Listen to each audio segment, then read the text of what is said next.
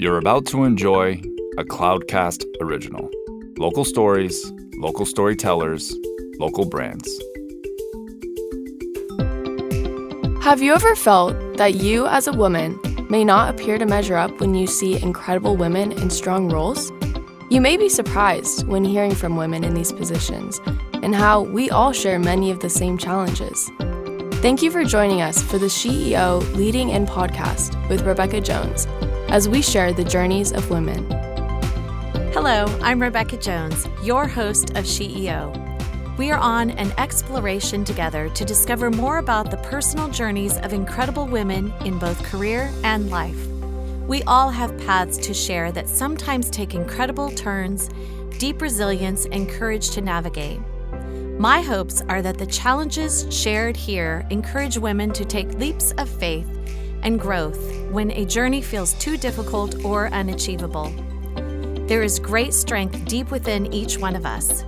These stories are meant to share the ways strong women have taken their dreams to strive and thrive to new heights, despite their sometimes rocky paths, and found a way to lead in. Today, we have Jamie O'Grady from J Public Relations. She started her company in 2005, so she's been into it for about 16 years. She's a mother, a business owner, and how are you today, Jamie? And why don't you share a little bit about yourself with us? Thanks, Rebecca. Thanks so much for having me. I'm Jamie. I founded JPR, as Rebecca mentioned, about 16 years ago. We are one of the largest privately held travel, PR, and social media agencies in the country, and we have offices all over the U.S. So I actually started here, very humble beginnings out of my Pacific Beach apartment that I shared with 4 other roommates, and we've grown. We're headquartered here in San Diego. Pre-pandemic, we were about 100 employees with offices in Santa Monica, New York, London, Toronto, and we just launched in Nashville, which is very, very exciting. And we represent some of the largest brands within travel. So we are agency of record for Hilton Luxury, for Vail Mountains, one of the largest ski operators in the world. We work with different tourism brands like Visit Utah and Visit North Carolina. And it's been an amazing journey. I work with some very, very inspiring clients and an amazing team. Well, thank you for sharing that with us. And we'll get back to the whole tourism and tourist wow, that has really been hit hard during COVID. So let's get back to that. But I want to ask you a question. Is there a certain childhood memory that you would like to share with us that maybe people don't know about you, just to kind of explore who you are personally? Yeah, sure. Thanks so much for asking and digging into that, because I think a lot of times it's very, very interesting just working as a mentor, as a female CEO. People have a vision of, maybe who I've grown into or who I've become. And I am actually extremely, extremely proud to come from very humble beginnings. My parents were both extremely, extremely hard workers. My father is a retired Lieutenant Marine, a Marine Colonel in the U.S. Marine. I was actually born at Pendleton and traveled east. And my mom was very, very hard worker, often carrying many jobs to get our family by. And, I would say that we went through some really, really hard times growing up, and that really shaped me. I watched my family struggle, quite a bit throughout my childhood. They had us extremely young. I think my parents had me when they were 22 years old, which I can't imagine. I had 3 kids by the time they were 30. Went through a pretty trying divorce when I was in middle school. And, it really, really, truly shaped me to become who I am today. I think the resilience that I was able to have at a young age and truly just kind of figure things out really set me up well for being an entrepreneur and being a business owner. And, something really interesting is that I was born into a family. I'm 3rd generation of all men. So my grandfather, all men in his family. My father came from 6 boys. So I was the first Sigler female born in almost 82, I think it was 82 years. So what was so interesting was my family didn't necessarily know how to deal with women, never mind a strong-minded woman. And I think that, even having that experience, being so young, coming up in an industry, I work obviously in the hotel business, which is, I would say, mainly male dominated. I have a lot of great female role models in that industry, but I never knew anything different. I always thought I could just roll with my brothers. I could roll with my uncles. I could roll with the guys. And, I think that I just never knew anything different other than, I was always the only girl really in my family. And I think it did give me quite a bit of confidence to be able to lead sometimes in these mainly male-dominated worlds. Yeah, so that leads me to, what is the one word that you think really describes you? I mean, I know what I'm thinking, but I really want to hear what you have to say. I think that if there's one word that would describe me, it would be tenacious. And it's so funny because you mentioned I'm a mom. I have 2 boys, a 19-year-old Aiden and a 3-year-old Finn. And our 3-year-old likes to kind of turn sentences, and he always goes, "Mommy, you're like a puppy on a bone." And when I have my mind set on doing something, whether it's, making a change or solving a problem or getting something done, there is absolutely positively no stopping me. It's who I inherently am and who I was born. So I think that that's what I would say. And I think that, has again always been a major tool that I've really leaned into. That's pretty tough that's the same word that I used to actually describe myself. I think we talked about that. I think sometimes that could be very difficult when you are so tenacious, just in the world when you have things that don't go your way. So what is one thing that you failed at that you would want to share with us today?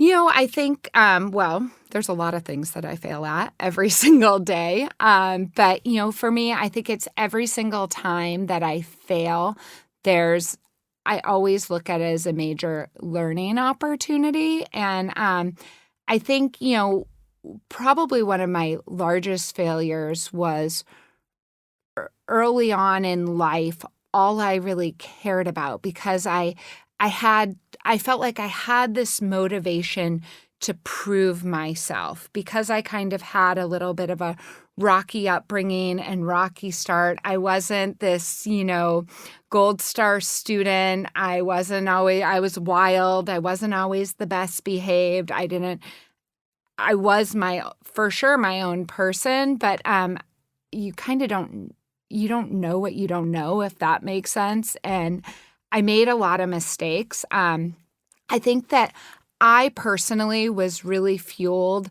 by the motivation to prove people wrong that thought that I wouldn't achieve what I ultimately achieved.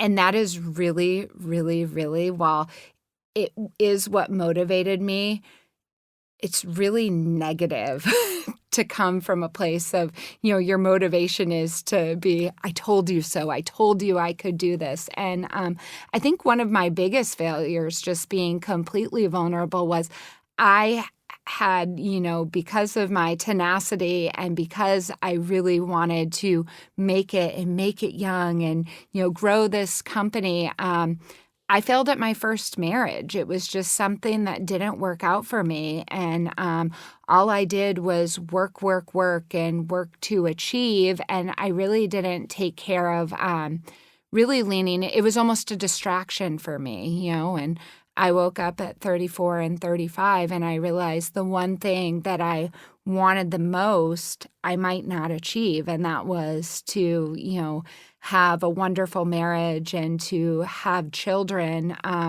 And that was really, really, it kind of shattered me, and it made me, I think, really lean deep inside of myself and change the way that I looked at my work and my worth and really the way that I lived my life.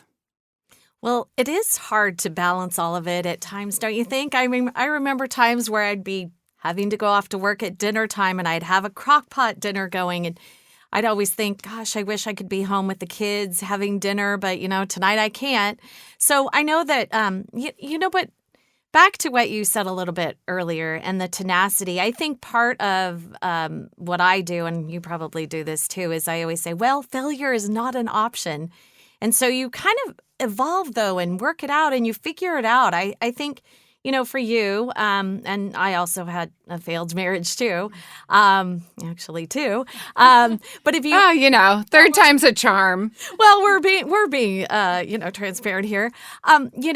It is tough, I think, as a woman and as a mom to really try to figure it out. But don't you feel like somehow, some way, if you keep at it, you do find a way to evolve and figure it out? Absolutely. And it's so interesting because I always think about this, just everything in life and everywhere I've ever gone, I've never taken the direct route. And I think I always going back to the Dixie Chicks, or I guess they're called the Chicks now. They changed their name recently. But, I always revert back to that, taking the long road. And I think as a woman, you are inherently, it is ingrained in you that you have this vision or, even as a little girl, a fairy tale that you see in a story that you tell yourself.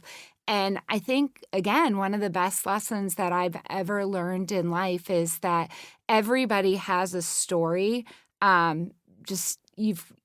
You've got to be honest with yourself that story might not necessarily been what you pictured, but for every wrong turn that you make, for every bump you hit, I mean, it really does. It builds you up and you learn. And I think that, it makes you more resilient. It makes you more compassionate. It makes you more humble. And, I think that sometimes when I've had to hit those road bumps and really hit some of those low lows, it's made my highs even more joyous and more happy. And I'm so much more grateful. There hasn't been a day when I've ever said, God, I just wish that this was easy. I'm glad it was hard because it makes me appreciate what I have. Well, I think it also gives you authenticity because when you have other people around you thinking, oh, your life is just perfect and you just go straight on that straight path and you don't have, the hard things happening to you, I think people have a hard time relating. So I really appreciate your being very transparent and authentic here because these are things that also encourage, right? It's not, if you see someone that seemingly has it all, it's not very encouraging because it makes you feel, gosh, I maybe don't measure up or whatever. But if you see someone that has gone through some tough things and they share those things, I think that really makes it much more encouraging and relatable. And again, something that, would help other people get through their circumstances because we all have tough things that happen in our lives.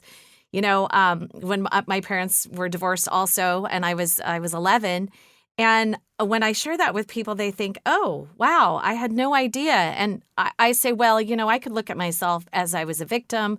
However, I could look at myself as a survivor. And did I take that back to what you said earlier and learn something from that? I think that helps us in our paths. So as a female leader, what do you think the biggest barrier is in your job? Because you're doing a lot. It's very impressive, by the way. My biggest barrier today in today's world? Yes, today, right now, today. I mean, just in front of us right now, I think that the biggest barrier right now is obviously I work in tourism.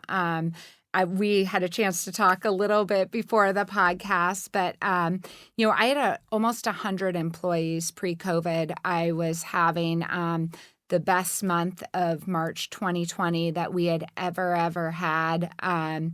We were completely on fire and it felt good. And over the course of 9 days, almost a year ago today, that all came to a screeching halt. And it was nothing that there was no blind spot that I could have seen as a leader. I've played it over and over again in my head. There was nothing that could prepare you for a global pandemic that completely hit the travel, the restaurant industry, as hard as it did. But we lost 70% of our business over, I would say, in the course of those first 10 days of the pandemic. And it was extremely, extremely scary. I mean, I've grown this company from literally nothing. I saved $1,800 working at the Outback Steakhouse in Poway to start this company, and literally shown up every single day. And I've had, these 100 employees show up for me and believe in me that I was going to help them and their families. They've taken on mortgage and car payments. And that's a lot to shoulder when you know that, you're going to need to shed 30% of some of your closest friends and the most talented people that you've ever met that have been loyal to you. It was devastating. And, I woke up a week later and I realized after doing that first round of furloughs that I was actually going to have to lay off another half of my staff that was still standing, physically was sick. And, I woke up in the middle of the night. We were going to do the additional layoffs 2 days later.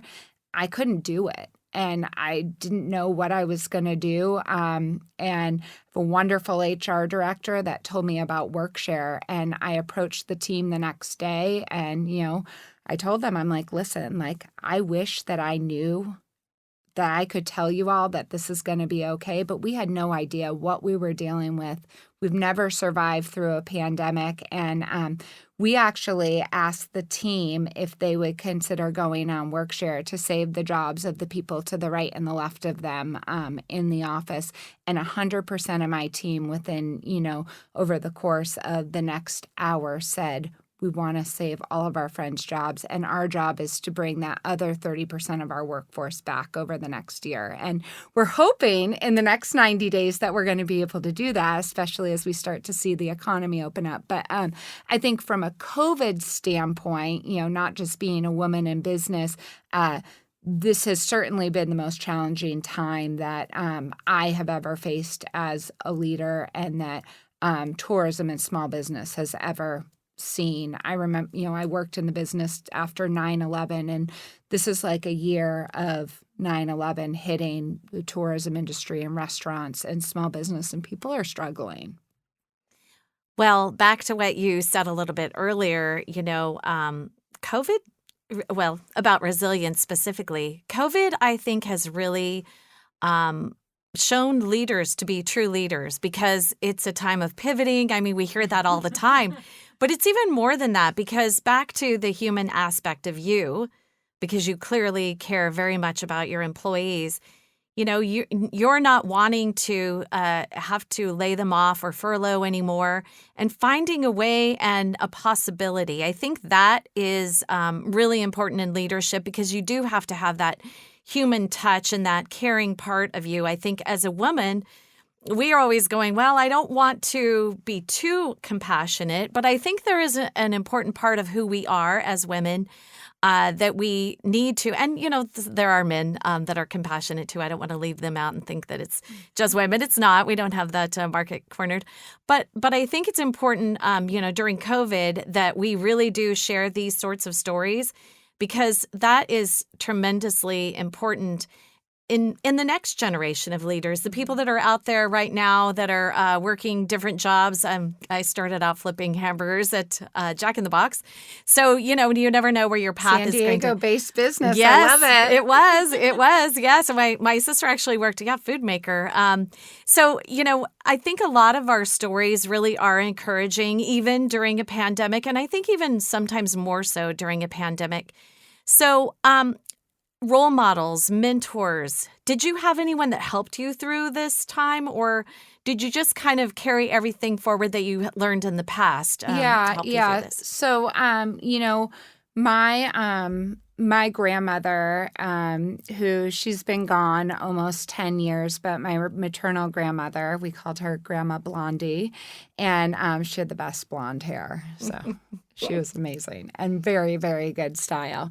But my grandmother has always been my role model, just an extremely, extremely tough, strong woman, was not formally educated, but had work ethic like I had never seen. And I literally remember as a little girl, she had, and again, my family, I think a lot of people that meet me now, they think, oh, you grew up in the hotel business. Oh, wow, your family must have owned hotels.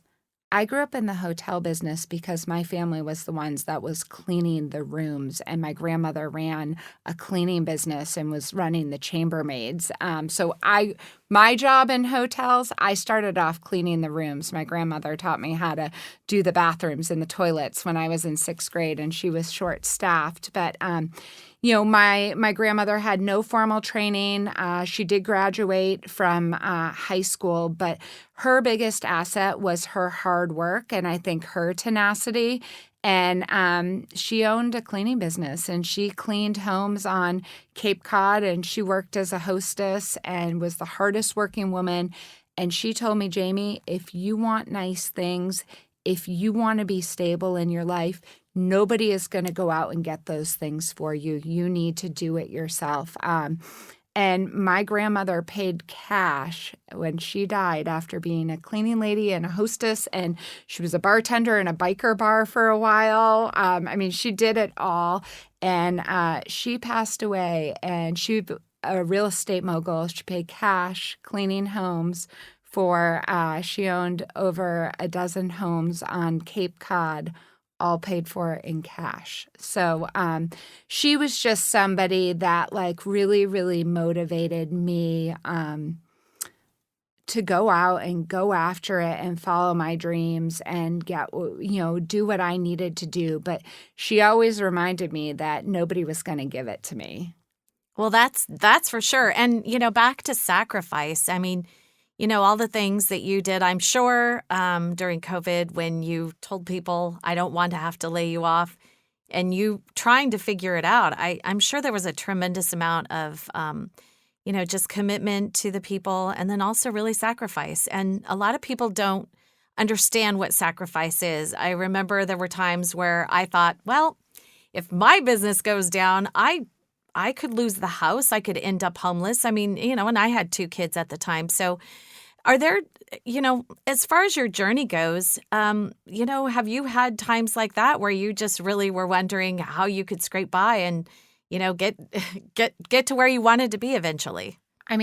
Absolutely. I think at the beginning of COVID, my husband, Tim, he is a real estate developer. So we thought that we were very, very well insulated. He's actually J Public Relations landlord in Bankers Hill. We were well diversified within the stock market, and that crashed. I didn't know if I was going to be able to pay my landlord, who was my husband, rent. I didn't know if I was going to be able to make payroll. We had no idea what was going to happen, but absolutely. I think I had watched my parents through their divorce, lose our home to foreclosure in the early 90s, and that all kind of flashed in front of my eyes. And I think that's something that I always revisit every single day is, hey, if this was all gone tomorrow, would I be happy? And I can say that for a long time, the answer would have probably been no. Today it's yes. And, I think for me, what makes me happy and what drives me to be happy, I think that's my legacy. I think about it a lot. What do I want people to remember about me? Do I want them to remember that I own this, big, and I feel silly even saying it because I literally feel like I'm constantly a day away from going back and working as a waitress at Outback. I'll do that if I need to do that. No job is too small if that means, kind of keeping my head above water and doing what I need to do for my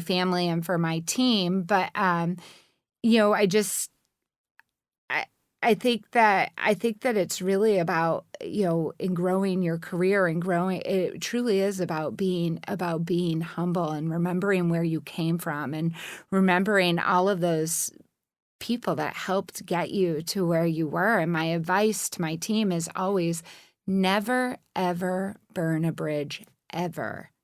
Whether you think you're never going to see that person again, it always comes back around somehow. Isn't that true? Yes. I grew up in San Diego County, so I'm a native. I run into people all the time that I've known since childhood, and I actually totally agree with that statement, and I think it is important. And again, back to caring and having that compassion, for in the business, you can still do both. I think I think it's important to remember that. So as far as your journey goes, how do you think that it chose you, or did you choose it? I think that, well, I mentioned a few times, I think that inherently, if you know me, I have battled with being a control freak. It's just what has ultimately driven me. I would like to say that I chose this life. I am not in control, and I think that I have kind of thrown my hands up in the air as I failed and realized that I'm not in control. I can guide, I can try to make good decisions, but I absolutely believe that, this journey chose me. And I talk about, going back to even like being a mom and what I ultimately wanted. And, I believe I look at my youngest little guy, Finn, my 3-year-old, and as much as, it just haunted me that I may never have that experience. My older son is my stepson, but ever have the experience to have my own children, and maybe what did I put my career first, or all of these questions that kept me up at night. And I kind of see how it played out, and I'm like, you know what, you weren't in control. And I have to whisper that self to bring myself back to, once I start kind of spinning and trying, the tighter that you hold on, the less in control you're going to be. And, I look at the way that things have played out, and as hard as things have gotten, I believe that I always kind of end up after those bumpy times exactly where I need to be. So every time I try to go back and dig in like that puppy on a bone, I got to kind of bring myself back and go, hey, you're okay. Just let life play out and roll with it. And I think that you brought up something that I really live my life by, and that's that victim versus survivor. You can choose to be a victim. You can choose to blame, whether you're blaming the government, or you're blaming your circumstances, or you're blaming what you were born into, or a course of bad luck. You always have that opportunity to pivot. You always have that opportunity. Again, my silly little quotes, but I also quote Rocky over and over. And when I'm having a bad day and it's hard for me to get up and it's hard for me to get out of bed and just charge forward, I always whisper, get up off the mat. You have people depending on you. And it's just what you got to do. Well, and timing is everything. And so let's talk about that for a second, because, I think a lot of times where I personally have learned huge lessons, I think, well, you know what? It wasn't the right time, and it just didn't work out because the timing wasn't right. So timing, COVID, hotels, so what do you think the next chapter is going to look like for you? I think it would have been very, very easy for us to lay down. We actually, be angry at all of the openings, closings, everything that was going on, the lack of control over the situation, because, right, the pandemic's going to do what the pandemic's going to do. And I think for us, we really took this time to reflect on what we were doing, how we were not only able to reinvent ourselves, but lean into our clients. How could we help our clients, So for the first 90 days, everything was shut down. We weren't able to go anywhere. There was a client, MacArthur Place up in Sonoma, where we literally did this whole push to sell everything from their sheets to their artwork to their mattresses, everything in the room, how you could turn your room into like the best, most comfortable Zen hotel room during the pandemic. We got a ton of press about that, and a lot of people wrote about MacArthur Place that would never hear about it. We had the opportunity, there are a lot of positive things that have come out of COVID. I hate to say that because it has been such a dark time, but there has been some positive. I look at, the outdoor dining, everything that, our elected officials like yourself, thank you. But we look at, being allowed to serve outside, opening up the sidewalks, opening up parking lots to serve outside. That's actually been amazing. It's been amazing for our clients to be able to do that. And I know it's opened and closed some, but that's something positive that's come out of COVID. Rancho Valencia took their famed pony room, which J Public Relations had helped concept and have done the PR for a long time. And we actually, they built an outside tented structure out on their croquet lawn. And that's something that we hope stays after COVID. We have outdoor spa treatments now. So we're really trying to, continue to innovate within the space, which again, we could have laid down and just said, well, we can't do anything and, we'll see what happens. But we really continue to try to push forward, innovate, come up with creative storylines for our clients and give people safe ways to go out and continue to keep the economy running and also have people, be able to enjoy going out. And I look at the innovation and honestly, it blows my mind and the resilience of our businesses. It's amazing. Yeah, and a lot has changed because, again, like in the beginning, we were told it was only originally going to be 2 weeks. So as 2 weeks became 2 months and then 4 months and all these businesses were shut down and then they were closed and then they were opened back up. I personally have just, I go in and I talk to, business owners. I think there's been a tremendous will to survive. Mm-hmm. And I've actually called it the spirit of survival. I see that in you too, because whenever, I kind of, how I would probably phrase it is you see lemons, you try to figure out how to make lemonade out of those lemons. You have to go out and use the croquet lawn. Well, these are things, and now you've got these outdoor treatments that have now evolved to be something special, right? Yeah, they're amazing. And we would have just ended with the status. It's kind of like you just, I think that there's been so much darkness over the past 12 months from, economic to, I think just seclusion. They're saying right now back to just being a female CEO or, they're calling 2020 the death of the working mother. There's been more females that have left the workforce than ever before. We've been fighting for equal pay and all types of these things. And this has even widened it with our kids not being in school. And there's, again, so much darkness that we could have sat there and focused on that, but we just needed to survive. So it was like, okay, what are we going to do? Like, how do we survive? How do we just make it another month? And then you make it that month and you're like, okay, I need to make it another month. And you really do start to innovate and just push forward. And I think that has been so inspiring. Particularly, I've been so proud of the way that San Diego businesses have pushed forward through this. It truly is nothing short of amazing. And to see people leaning in and helping their neighbors, that's something else that's beautiful. I'm running a sushi restaurant in front of JPR. Azuki Sushi next door to me had no sidewalk space. I woke up in the middle of the night, looked at my husband, I said, Tim, the sushi restaurant, they can't open. Well, we have a pop-up restaurant now. So there really has been some great positive moments and connections through all this. So back to the women specifically that have really suffered during all of this with the kids being home and all that. The schools will start opening back up.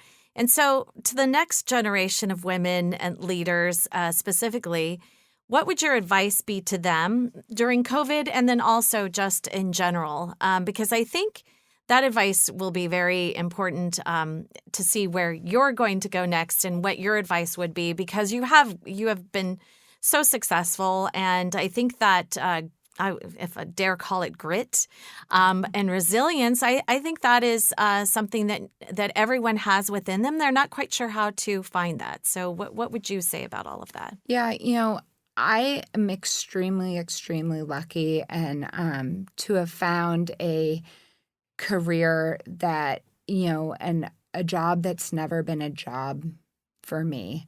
I'm able to travel all over the world and share those experiences with others. And I think that I talk to a lot of, I love to mentor and I love to talk to students coming up in the industry. And I think that, you have to love what you do. Make sure that every single day that you go to work, you're not punching a time clock. And sure, I think that a lot of people get caught up in following the money. Follow your passion, do what you love, and the rest will come. And I think, my biggest bit of advice is you can't give up.